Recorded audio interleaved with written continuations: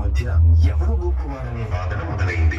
అప్పుడే వారి మధ్య ఒక అనంత జ్యోతి ప్రత్యక్షమైంది. దానికి ఆది ఎక్కడో అంతం ఎక్కడో ఎవరికీ కనిపించలేదు. మహావిష్ణువు దాని అంతం కోసం కిందికి వెళ్ళగా బ్రహ్మదేవుడు శిఖరాన్ని వెతుకుతూ పైకి ప్రయాణించాడు. ఎంత వెతికినా అంతం కనిపించకపోవడంతో మహావిష్ణువు నిజాన్ని అంగీకరించాడు. కానీ బ్రహ్మదేవుడు మొత్తం కేతకీ పుష్పాన్ని సాక్షిగా చూపించి తాను జ్యోతి శిఖరాన్ని చూశానని అసత్యం చెప్పాడు. అప్పుడు ఆ అనంత జ్యోతి మధ్య నుంచి పరమశివుడు ప్రత్యక్షమయ్యాడు. బ్రహ్మదేవుని అహంకారం, అసత్యాన్ని శిక్షించేందుకు ఆయన బ్రహ్మ యొక్క 5వ శిరస్సును ఖండించాడు. కానీ ఆ కపాలం శివుని చేతికి అంటుకుని విడవలేదు. బ్రహ్మహత్య దోషం నుంచి విముక్తి పొందేందుకు శివుడు కపాలకుడి రూపంలో అనేక పుణ్యక్షేత్రాలు, నదులు, పర్వతాలు దాటి సంచరించాడు. ఎక్కడికి వెళ్ళినా ఆ కపాలం మాత్రం ఆయన చేతిని విడవలేదు. చివరకు శివుడు గంగా నది ఒడ్డులో ఉన్న పవిత్ర కాశీ నగరానికి చేరుకున్నాడు. కాశీ నేలపై అడుగుపెట్టిన క్షణంలోనే బ్రహ్మ కపాలం ఆయన చేతి నుంచి విడిపోయి నేలపై పడింది. అక్కడి బ్రహ్మహత్య దోషం తొలగిపోయిందని పురాణం చెప్పింది. కాశీ మహిమను గ్రహించిన శివుడు ఆ నగరాన్ని తనకు అత్యంత ప్రియమైన క్షేత్రంగా స్వీకరించాడు. అందుకే కాశీని శివుని నగరం, అవిముక్త క్షేత్రం అని పిలుస్తారు.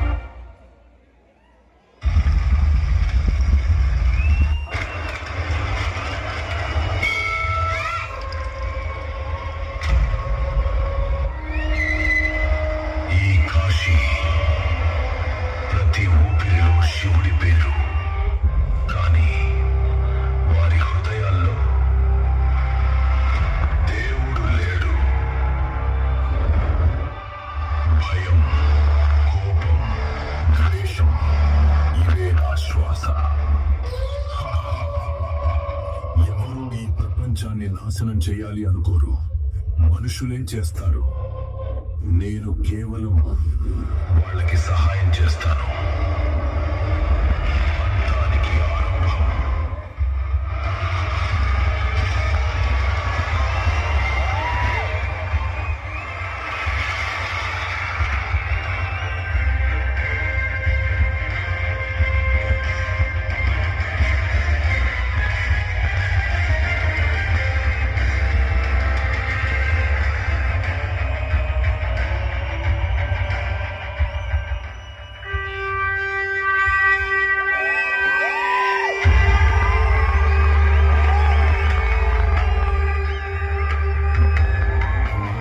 ఎక్కడ చూసినా విధ్వంసమే కనిపిస్తోంది.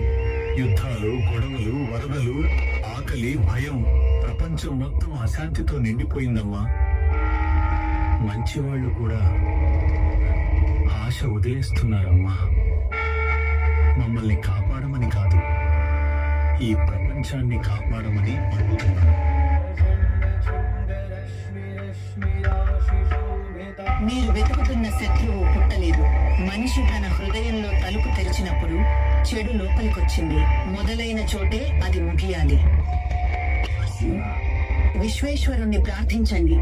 శరీరంతో కాదు, భయంతో కాదు, సంపూర్ణమైన భక్తితో. ఒక నిర్మలమైన హృదయం శివుణ్ణి పిలిస్తే రక్షకులు మేల్కొంటారు. దిగ్విజయోస్తు.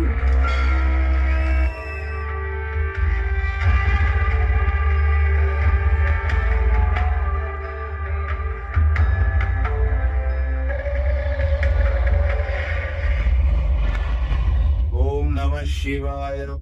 ఓం నమ. మీ దేవుడు వస్తాడని ఇంకా నమ్ముతున్నారా? ప్రపంచమే ఆయన మీద నమ్మకం కోల్పోయింది. నమ్ముతున్నాను.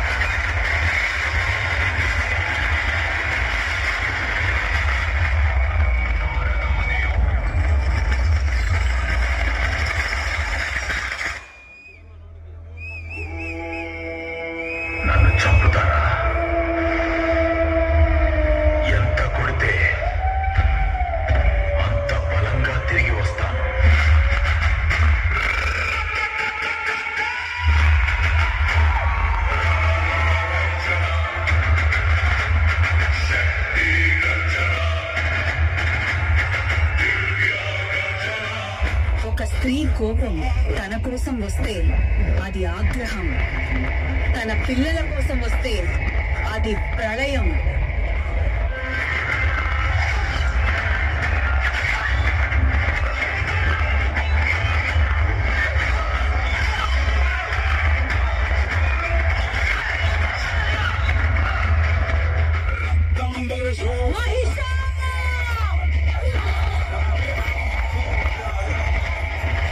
త్రిశూలధారిణి శక్తిమయీ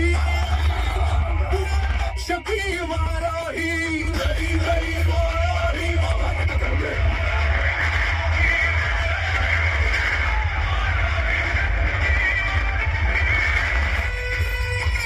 జయము వారాహి.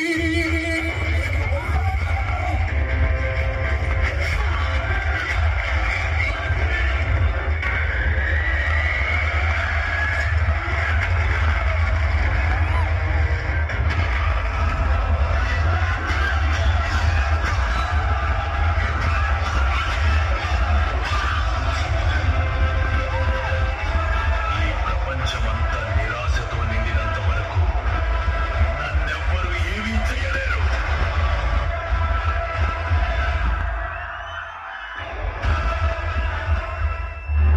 నిజమా? నిరాశ నీకు ఆయుధమైతే వాళ్ళలో ఒక్కరైనా నమ్మకంతో